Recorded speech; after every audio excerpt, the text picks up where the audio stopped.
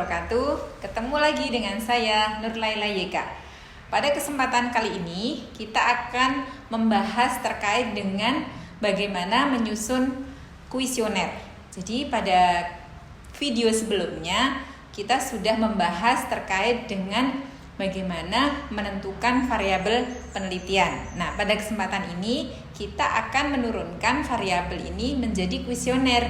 Seperti apa prosesnya? Yuk ikuti video berikut ini. Teman-teman, setelah kalian menentukan variabel penelitian dan dalam variabel penelitian kita menentukan ada variabel X dan variabel Y, maka yang pertama, betul, kita menentukan variabel penelitian. Nah, apa variabel penelitian kalian? Pasti itu akan ditentukan dengan topik atau judul penelitian kalian. Kalau judulnya adalah bagaimana pengaruh penyuluhan terhadap adopsi teknologi pertanian, variabel X-nya kira-kira apa ya? Ya, betul, variabel X-nya adalah penyuluhan pertanian. Bagaimana penyuluhan pertanian ini sebagai variabel X atau variabel yang independen. Kemudian variabel tergantungnya apa atau variabel dependennya apa? Yaitu variabel adopsi teknologi pertanian. Sehingga variabel adopsi teknologi pertanian ini adalah variabel Y. Ya, teman-teman pasti sudah paham ya.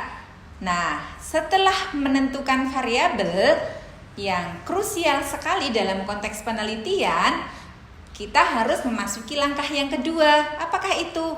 Kita menentukan indikator setiap variabel penelitian. Nah, apa sih yang dimaksud dengan indikator penelitian? Indikator variabel itu adalah ukuran spesifik setiap variabel yang bisa diamati dan diukur. Nah, kalau kita mendefinisikan variabelnya adalah penyuluhan pertanian, maka apa sih yang dimaknai dengan penyuluhan pertanian itu? Nah, kita mesti harus mendefinisi operasionalkan dulu variabel penyuluhan pertanian tadi. Nah, sehingga kita harus menyusunnya dalam sebuah definisi yang spesifik yang itu bisa diamati dan diukur. Nah, kalau kita mengetahui tentang definisi penyuluhan pertanian secara teori, teman-teman pasti sejak semester awal sudah ingat nih apa yang dimaksud dengan definisi penyuluhan pertanian.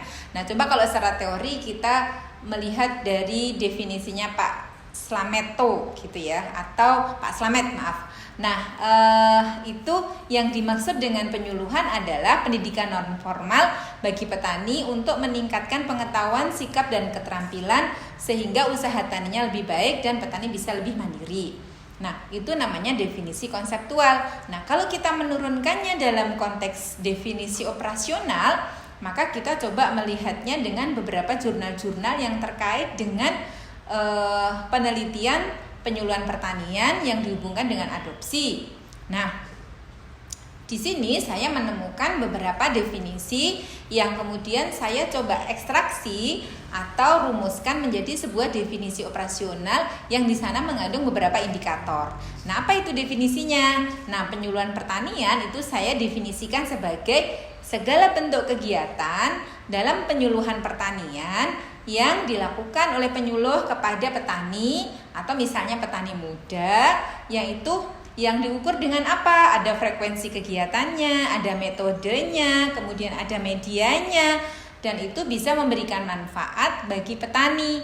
Nah, sehingga dalam hal ini kita bisa memiliki 4 indikator pengukuran dalam konteks penyuluhan pertanian. Apa tadi ya teman-teman ya?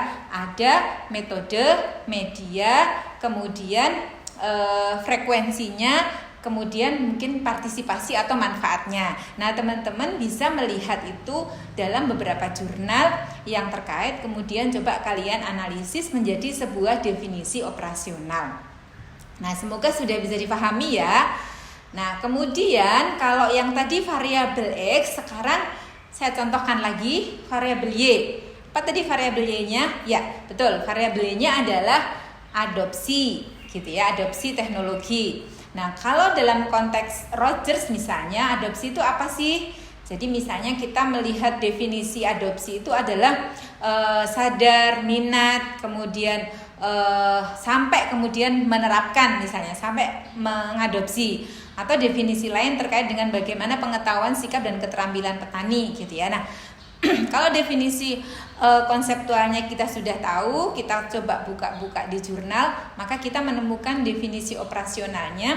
Adopsi teknologi itu adalah tingkat penerimaan dan penerapan petani muda dalam melaksanakan atau dalam kegiatan pertanian yang itu diukur melalui aspek apa? Pengetahuan, sikap, dan keterampilan yang berkelanjutan dalam penggunaan teknologi. Nah, ini ada 4 atau setidaknya ada 3 indikator yang diukur dengan pengetahuan, sikap, dan keterampilan dalam konteks bagaimana adopsi teknologi pertanian berkelanjutan tadi.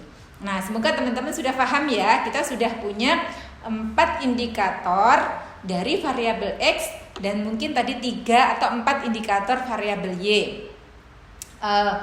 Ya, tadi variabel X-nya apa teman-teman? Masih ingat ya, penyuluhan pertanian, kemudian variabel Y-nya adalah adopsi teknologi pertanian.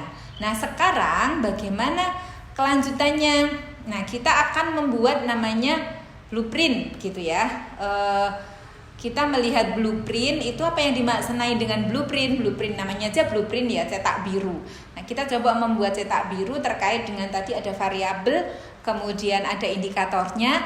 Nah, kemudian kira-kira kalau kita membuat pertanyaan tentang variabel X tadi yang kita definisikan sebagai metode, materi, media, dan partisipasi itu, nah ini untuk pertanyaan yang pertama kira-kira membutuhkan berapa sih frekuensi terkait dengan misalnya materi gitu ya, berapa pertanyaan nih gitu ya. Nah ini misalnya kita membuat 2 pertanyaan karena materi ini misalnya materinya menarik atau tidak, kemudian terkait dengan apakah materi itu dibutuhkan petani atau tidak, misalnya begitu. Nah, dan seterusnya sampai kita mendapati ada variabel, indikator, kemudian subindikator, kemudian nomor item, kemudian skala pengukuran, dan juga jumlah item. Nah, teman-teman bisa melihat di tayangan berikut ini.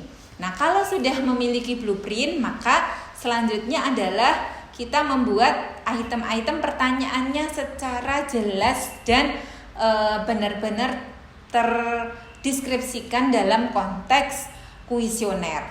Nah, ini yang paling krusial ya teman-teman ya.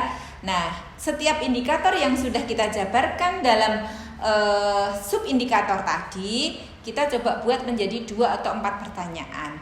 Nah, pertanyaan atau pernyataan yang kita susun itu jumlahnya berapa, itu berdasarkan dengan keluasan dan kedalaman definisi subindikator yang kemudian bisa kita jelaskan secara teknis, yang itu bisa diukur secara operasional. Misalnya tadi ya, kita mengulang lagi nih variabel X-nya penyuluhan pertanian. Kemudian indikatornya apa? Misalnya tadi tentang frekuensi penyuluhan gitu ya. Nah, frekuensi penyuluhan itu berarti kita coba buat berapa pertanyaan kira-kira. Misalnya 2, karena kita bisa mengukurnya dengan misalnya saya sering mengikuti kegiatan penyuluhan pertanian gitu ya. Kemudian yang kedua, gimana kegiatan penyuluhan dilakukan secara rutin di wilayah saya. Nah, berarti ada 2 yang terkait dengan frekuensi. Kemudian indikator-indikator yang lain misalnya terkait dengan metode nih. Metode penyuluhan yang digunakan oleh penyuluh itu sangat mudah difahami atau mudah difahami. Kemudian kegiatan penyuluhan yang dilakukan itu sering menggunakan demonstrasi secara langsung atau demonstrasi cara dan seterusnya, sehingga pilihan metode ini menjadi sangat krusial dalam memahamkan petani terkait teknologi tadi. Nah, mungkin ada 2 di indikator metode dan juga 2 di indikator frekuensi. Nah, gitu teman-teman ya. Jadi setelah kita membuat blueprintnya, kita tinggal turunkan aja menjadi daftar kuesioner atau pertanyaan. Nah, tahap yang keempat adalah menentukan skala pengukuran. Nah, skala pengukuran sudah kita bahas kemarin ya, ada skala Likert yang kemudian kita analisis secara statistik nanti dengan beberapa model skala yang kita kemarin ingat dengan NORI gitu ya, Pok NORI. Nah, ini teman-teman bisa membuka di video sebelumnya. Nah, setelah kita membuat skala Likert, misalnya menjadi 5 ya, misalnya sangat tidak setuju, 1, 2, 3, 4, 5, sampai sangat setuju. Nah, setelah itu, setelah kita mendapatkan skala pengukuran, maka baru kita menyusun suatu kuesioner dalam sebuah daftar pertanyaan, yaitu tersusun secara rapi, baik itu identitas responden, umur, kemudian lama usaha tani, sampai kemudian pendidikan, kemudian alamat, dan seterusnya. Nah, sehingga dari sana kita bisa menyusun satu kuesioner yang sudah tersusun rapi, yang itu mengukur apa yang akan kita ukur.